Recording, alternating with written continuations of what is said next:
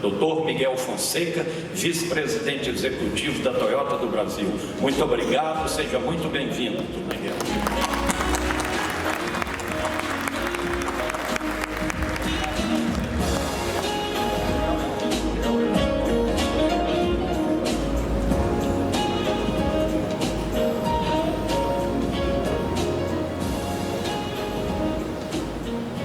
Senhoras e senhores, queria também cumprimentar o Presidente Temer, que já saiu, e o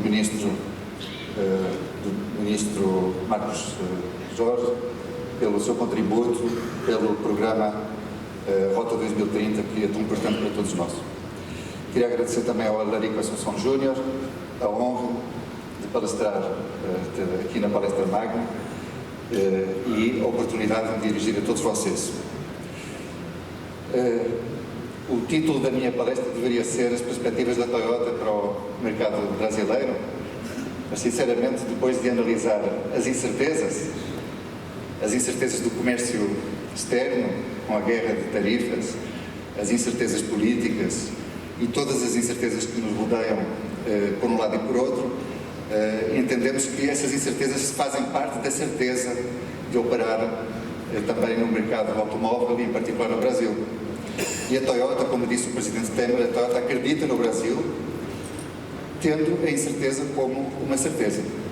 Então eu não vou falar nas perspectivas naturais, enfim, que todos vocês conhecem, os números que todos vocês conhecem, e prefiro falar da certeza do futuro e dessa direção da mobilidade e da transformação digital. E aí não preciso dar muito ênfase à audiência que a indústria está mudando radicalmente e muito rapidamente. E nessa sala ninguém quer ser a antiga Kodak e todos querem ser Fujifilm. E isso depende só de nós. O CEO da Toyota Motor Corporation, Akio Toyoda, recentemente afirmou que a transformação que se está vivendo na indústria ocorre apenas cada 100 anos. E isso é uma questão de evolução, mas sobretudo uma questão de sobrevivência. São as palavras do CEO da Toyota Motor Corporation. Posso citar, se me permitem, o exemplo histórico da Toyota, que passou por alterações significativas ao longo da sua história. A diferença agora está na velocidade em direção à transformação digital e mobilidade. Não há tempo para adaptação. E essa transformação da mobilidade transcende regiões geográficas e se soma à paixão pelos veículos, que a Toyota acredita que vai continuar existindo. Assim, a Toyota se redefiniu como uma companhia que oferece serviços de mobilidade e não como um fabricante de automóveis.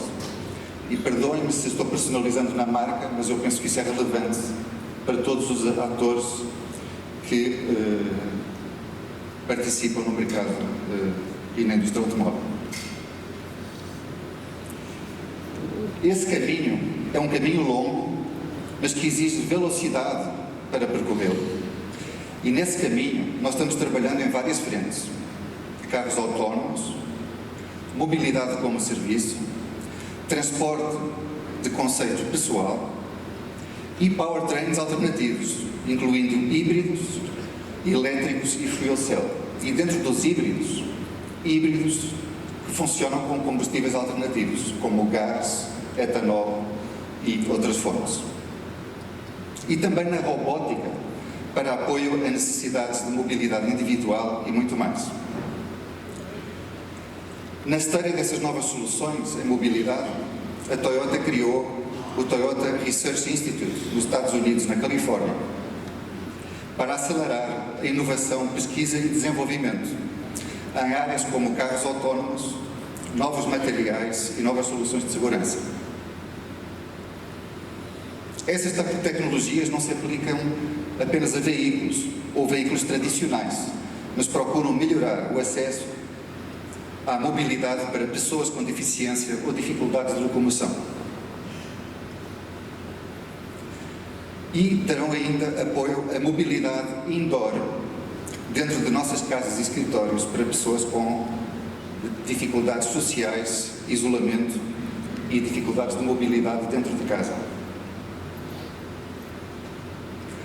E a Toyota Research Institute, naturalmente, alavanca o desenvolvimento da inteligência artificial e machine learning para apoiar essas tecnologias. Por outro lado, a Toyota decidiu ainda criar a Toyota Connected, dessa vez em Dallas, Texas, Estados Unidos.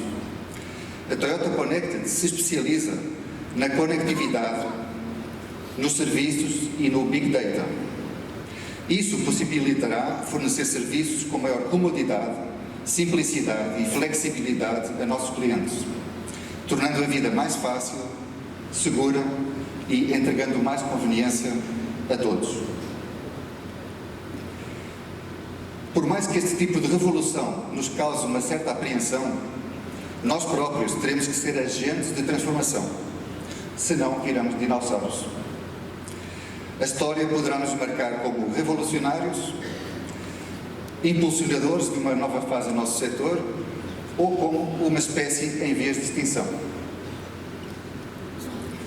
E vocês devem estar pensando, talvez isso demore algum tempo a acontecer aqui no Brasil. Por isso, me deixem contextualizar os atuais dados do nosso mercado até junho desse ano, onde mais de 1 milhão de unidades foram vendidas. Isso representa um crescimento de 13% em relação a 2017, já foi aqui antes mencionado. No entanto, esses números positivos trazem à luz uma nova realidade que vem sorrateiramente modificando nossos ramais de vendas, nossa atividade, que é a alteração estrutural do mercado. São várias as forças que vão provocando essa mutação de vendas de varejo para a venda direta. Mas uma delas, que está aí discretamente influindo nessa alteração de comportamento, é a alteração dos hábitos de compra de empresas e também dos indivíduos. E isso, naturalmente, abre caminho a novos players, a novos competidores. Essa tendência só vai aumentar com a expansão das frotas de veículos compartilhados ou de ride-hailing. É uma tendência que não vai ter uma reversão. Isso se traduz por uma alteração do modelo tradicional de negócio, com locadoras independentes e locadoras relacionadas com fabricantes e os transportes por aplicativos sendo a ponte para o cliente final. Esse cliente fica desligado das marcas em função desse novo modelo de negócio. Esse é um processo de natural evolução e que mais à frente vou abordar.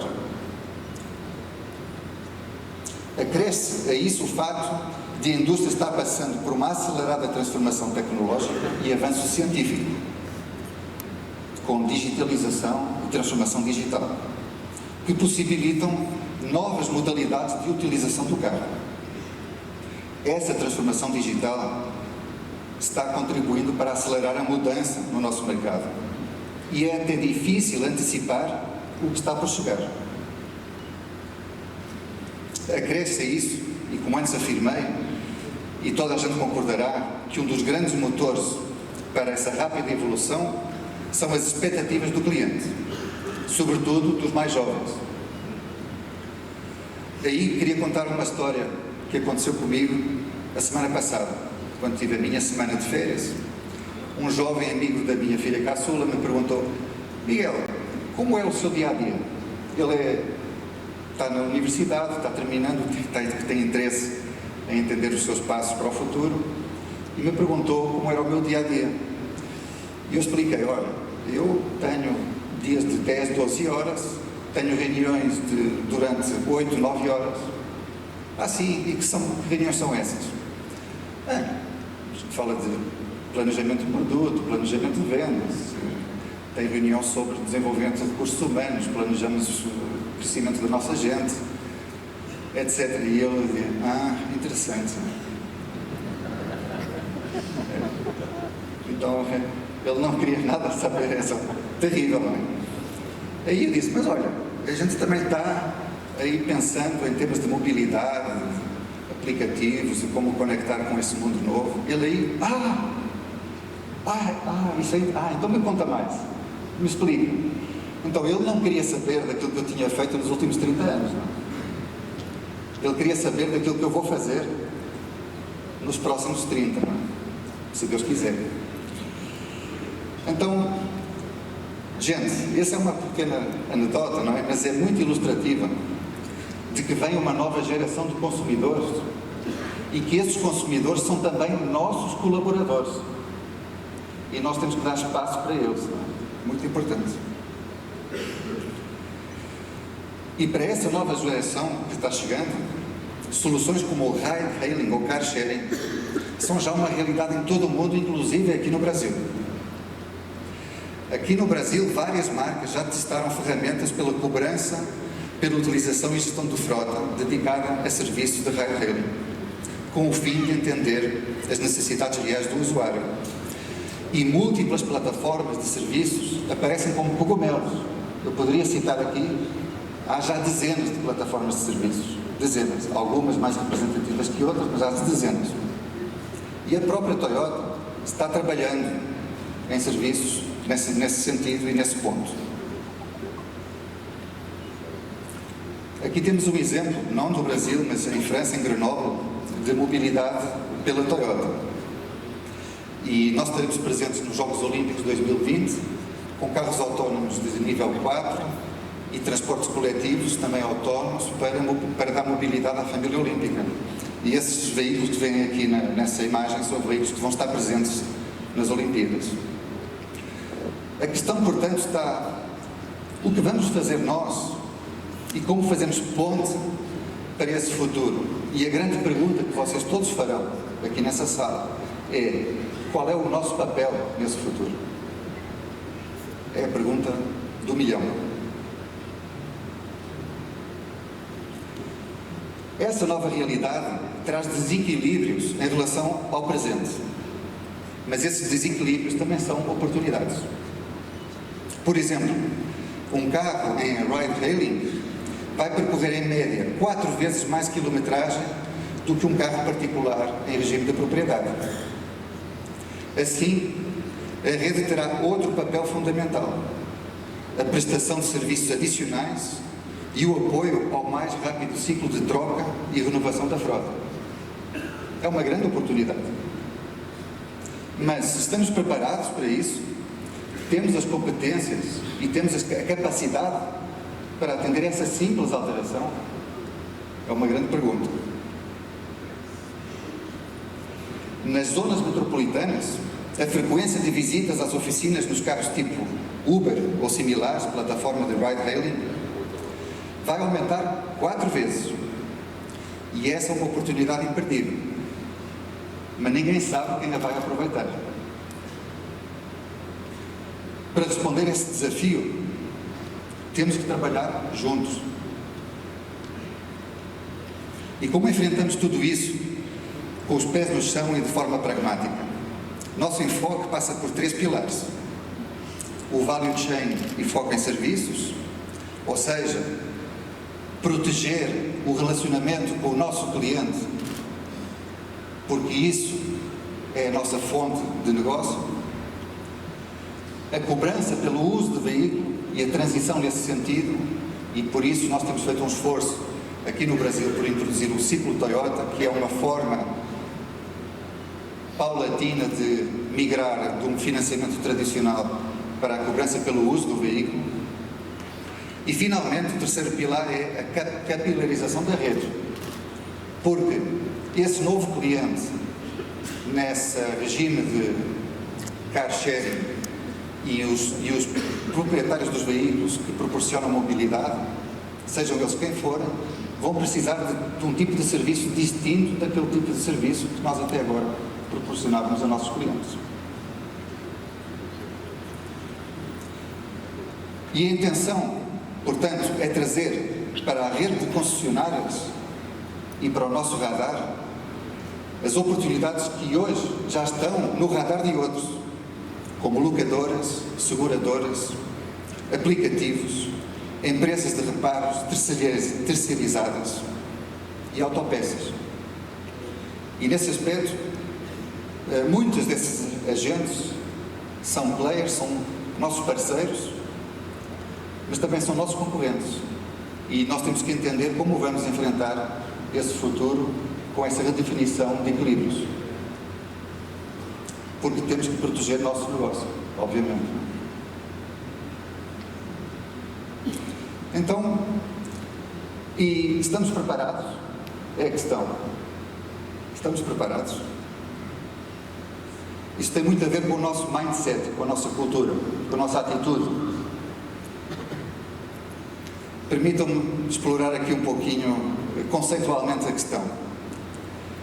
No contexto dessa transformação de que falei, em que OEM, fabricante, a montadora é montadora e dealer é dealer, as relações entre ambos são sempre um motivo de discussão positiva. E o equilíbrio dessa relação é um constante desafio. E alguns conseguem alcançar esse equilíbrio melhor do que outros, sem dúvida nenhuma. Uns procuram que um lado se sobreponha ao outro. Outros procuram o contrário.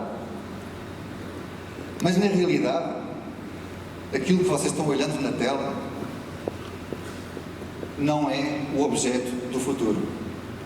O objeto do futuro é o espaço em volta da nossa relação. Porque o nosso espaço que nós temos, ou que temos ocupado até agora, ele está encolhendo e nós precisamos dar atenção ao espaço fora da nossa área de atuação tradicional. E precisamos, juntos, expandir nossa atividade nesse espaço, no sentido das novas oportunidades.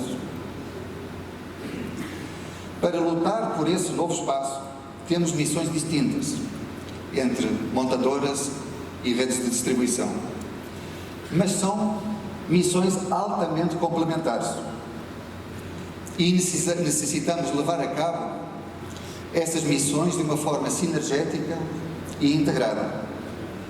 Vou dar alguns exemplos. A montadora tem que se ocupar por desenvolver a tecnologia, a conectividade, apps, aplicativos integrados com sistemas de gestão de concessionário e sistemas de gestão de negócio, Enterprise Management System. A montadora tem que desenvolver inteligência artificial e machine learning e tem que desenvolver as plataformas de Big Data. E também tem que, debaixo do guarda-chuva dos Financial Services, de desenvolver mecanismos de cobrança pelo uso do carro e de Fleet Management. Mas o dealer, que papel tem nesse futuro? O dealer é um Services Integrator, um integrador de serviços. Ele é fundamental nesse futuro. Ele tem que oferecer serviços de manutenção e reparação a frotas compartilhadas. Parece déjà vu, mas não é. É algo muito diferente do que nós fornecemos hoje. Tem que prestar serviços de entrega e gerenciamento de frota, incluindo o seu defleeting. E tem que se especializar em novas formas de remarketing e refleeting de veículos usados e seminovos. Porque no futuro não vão ser só carro zero que vão ser utilizados como nas plataformas de car sharing. Vão também ser usados. Isso implica um repensar de como fazemos esse negócio. E precisamos também de contar com os concessionários, com os dealers, como serviço de apoio a clientes nas novas plataformas. E se formos capazes de executar essa missão, teremos oportunidades que trarão mais recompensas do que ameaças e riscos. Claro que esta expansão pela tela, essa ambição de expandir nosso território, tem limites, porque também existem outros players que também procuram seus espaços. e têm suas competências muito bem estabelecidas. Alguns protagonistas são atuais, que estão no lado esquerdo da tela, e outros são emergentes, que estão do lado direito da tela. Então, esse novo espaço tem disputa e tem limitações. Precisamos de energia e expertise para competir. Mas alguns desses protagonistas terão interesse em estabelecer alianças ou cooperação com OEMs, com montadoras e dealers. E os dealers e as montadoras também terão interesse em contar com essa expertise. Outros serão nossa concorrência, sempre bem-vinda para manter o desenvolvimento dos serviços para bem do cliente final. Alguns desses protagonistas, como eu já referi atrás, terão interesse nessas alianças. Então, conceitualmente, vocês têm aqui as possibilidades que se estabelecem, a expansão do nosso território, através das competências que eu referi antes, e as colaborações com esses novos players que estão aparecendo. No caso da Toyota, é público, a Toyota é acionista da Uber e adquiriu a Grab na Ásia recentemente, enfim, com um acordo com alguns desses players que estão aparecendo.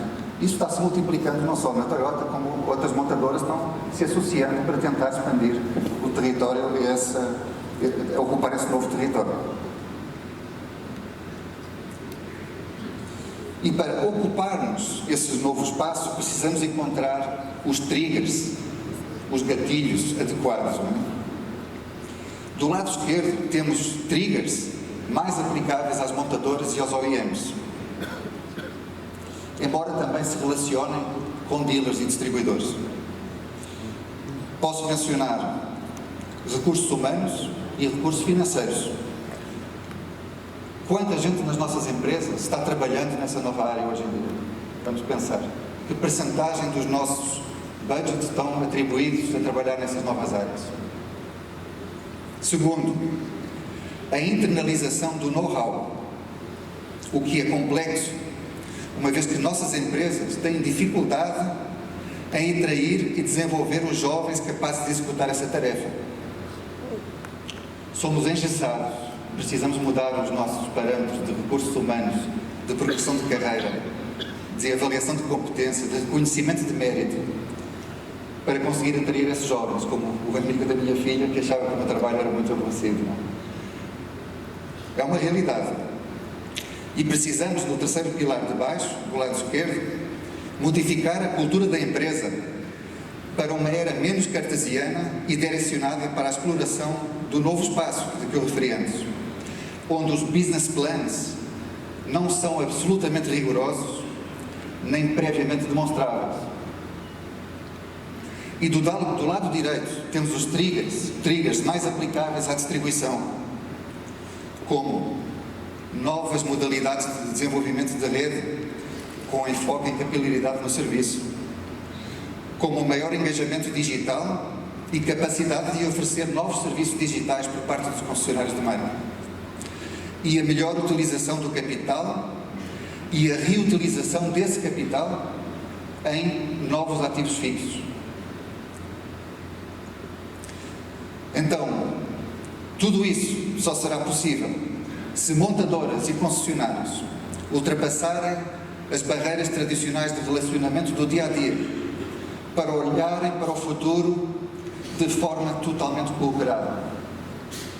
Juntos, temos a missão de estabelecer pontes com os novos protagonistas que procuram o seu espaço, a zona azul da tela. E na Toyota, nós estamos nos adaptando, pois já enxergamos o cume da montanha à nossa frente. Mas, gente, eu confesso que a montanha ainda está bem na frente, não é?